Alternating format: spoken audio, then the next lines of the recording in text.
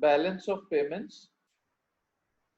We will discuss reasons of balance of payments. We will also discuss what are the measures to improve the balance of payments. The structure of balance of payments is this. I have already discussed this structure. That is, balance of payments contain all the incoming payments and all the outgoing payments.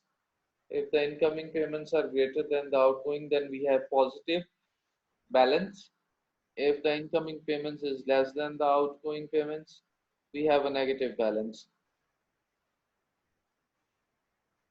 What are the reasons because of which these balance of payments are adverse? What are the reasons which lead to deficit in the balance of payments? They are mentioned here.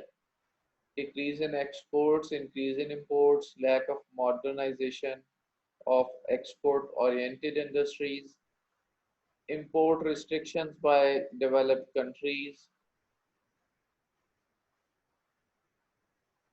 then increase in the invisible expenditures, unfavorable terms of trade, devaluation in currency, decrease in worker remittances.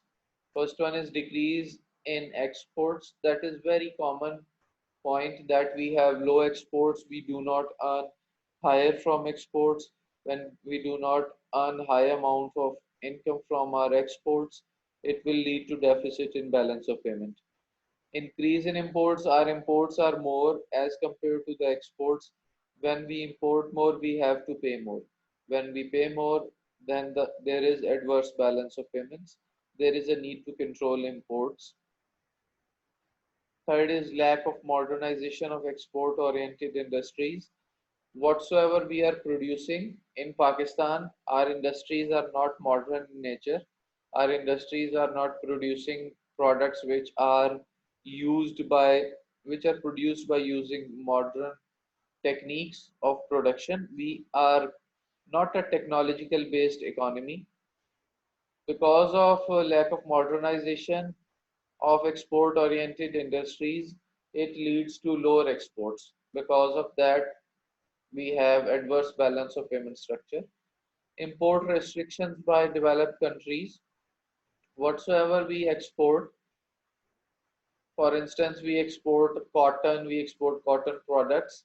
When we export them to other countries of the world, they impose restrictions on the developing countries like Pakistan on their exports. What are the restrictions? Why they impose restrictions? Because they say that these products which are produced by developed countries, which are produced by underdeveloped or developing countries, they are produced with the help of child labor.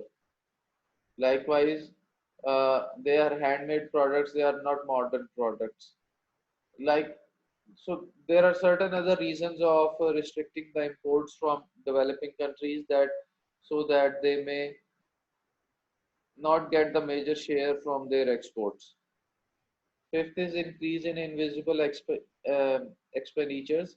Invisible expenditures such as expenses on embassies, foreign education, increased number of pilgrims for Hajj, Umrah, interest. These are all the payments which we have to make, and these are invisible in nature, which are covered by the government of Pakistan.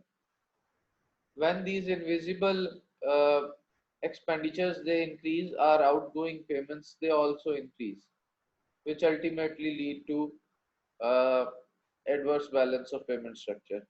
Unfavorable terms of trade, that we the exports of Pakistan are lower than the imports of Pakistan, and when we have low exports and higher imports, that is leading to adverse balance of payments. Devaluation of currency.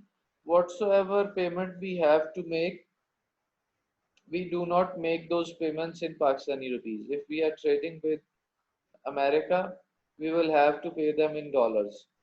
When the currency of Pakistan is devalued, for instance, the dollar price initially was 100, and we were making payments in dollars based upon 100 rupees a dollar, and when the dollar value goes up, that means the value of Pakistani rupee goes down. Now, in the next phase, if Pakistani rupee in Pakistani rupees 110 against $1, that means we have to pay more for the same dollar. Initially, we were paying 100. Now we have to pay 110 for the same dollar. Because of the devaluation of the currency, our bill of balance of payments, that is outgoing payment, that increases. Because of increase in that bill, we go to the adverse balance of payment structure. Eighth is decrease in worker foreign remittances. Foreign remittances are also the injections to the country. Foreign remittances are also the incoming payments and counted as an incoming payments in the balance of payments. Uh, in the recent past, our foreign remittances have decreased as compared to before. People of Pakistan, they are not sending back their incomes. Even if they are sending back their incomes, they are lower in number. They are not earning handsome amount uh, from the countries they are working. Next is measures for the improvement in balance of payments. How we can improve our balance of payments? Increase in exports by providing different incentives. Decrease in imports by setting up key industries. Increase in invisible earnings. Search of new markets. Quality of packing of international standard. Revival and restoration of sick industries. Foreign in joint ventures. Promotion of labor intensive industries. Increase in exports will lead to uh, positive balance of payments because the export earning are counted as an income in the balance of payment. So increasing the export by providing the incentives to the local industrialists will have positive impact on balance of payments. Decrease in imports by setting up key industries. If we are using something that can be produced in Pakistan and we are importing, we should set up those industries, those type of industries in Pakistan rather importing those products.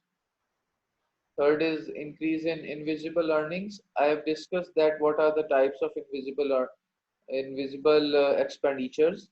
Uh, we should also, on the other side, in order to increase or in order to improve the balance of payment structure, we should we should increase the invisible earnings. Search of new markets, Pakistan should search new markets in order to have better trade performance. Fifth is quality and packing of international standard. Whatsoever we export, we should have standard quality. We should have standard packing so that world may buy our products without any hesitation. Sixth is revival and restoration of sick industries. Sick industries are those types of industries which are working but they are not giving any benefit to the economic structure of Pakistan. Since all the sick industries they are not giving any benefit, so that means they are a burden. When they are a burden, they are not producing anything, they are not making any contribution in the exports of Pakistan. Ultimately, because of that, our balance of payments are adverse in nature, so we have to revive and restore our sick industries. Seventh is foreign in joint ventures. Foreign in joint ventures are that we make joint ventures with the friends of Pakistan. We can produce products. We can produce. We can uh, we can set up industries which are in the form of joint ventures. For instance, for example, JF-17 Thunder is a foreign joint venture with Pakistan. that is between Pakistan and China. We produce JF-17 Thunder products and we export them, ultimately helping us in our increase in exports. Eighth is promotion of labor intensive industries. Pakistan is a labor intensive country. Since Pakistan is a labor intensive country, we should try to promote our labor intensive industries. Promoting labor intensive industries will not only provide opportunities for employment in Pakistan, but it will help Pakistan to produce more and more products, ultimately leading towards better balance of payments. This is the explanation of that how we can improve the balance of payment structure. In this, we have discussed the structure of balance of payments based upon that what are the reasons of adverse balance of payments and how we can improve the uh, structure of balance of payments.